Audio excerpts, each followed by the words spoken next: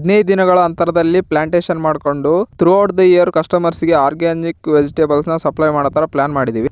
ರೈತ ಪ್ರಗತಿ ಯೂಟ್ಯೂಬ್ನ ಪ್ರಸನ್ನಮೂರ್ತಿ ಸರ್ ಅವರ ಮಾರ್ಗದರ್ಶನದಲ್ಲಿ ಇವತ್ತು ನಾವು ಮೊದಲಲ್ಲಿ ಈ ವೆಜಿಟೇಬಲ್ ಮಾಡಲ್ನ ಹಾಕ್ತಾ ಇದ್ದೀವಿ. ಈ ಕಾಣ್ತಿರೋದು ವೆಜಿಟೇಬಲ್ ಮಾಡಲ್ನ ಬ್ಲೂ ಪ್ರಿಂಟು, ಸ್ಕ್ರೀನ್ಶಾಟ್ ಹೊಡ್ಕೊಳ್ಳಿ.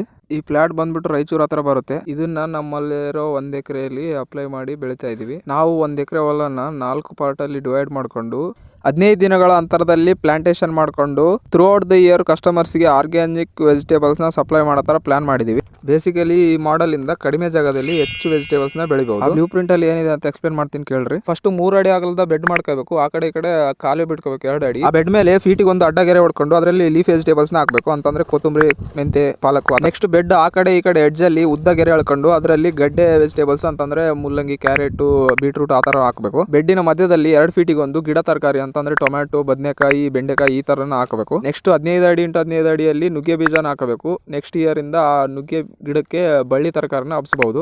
ಶತ್ರು ಕೀಟಗಳಿಂದ ಮೇನ್ ಕ್ರಾಪ್ ನ ಕಾಪಾಡಕ್ಕೆ ಅಲ್ಲಲ್ಲಿ ಚೆಂಡು ಹೂವ, ಮೆಕ್ಕೆಜೋಳ ಮತ್ತು ಯಾವುದಾದ್ರೂ ದ್ವಿದಳ ಧಾನ್ಯದ ಗಿಡವನ್ನು ಹಾಕಬೇಕು.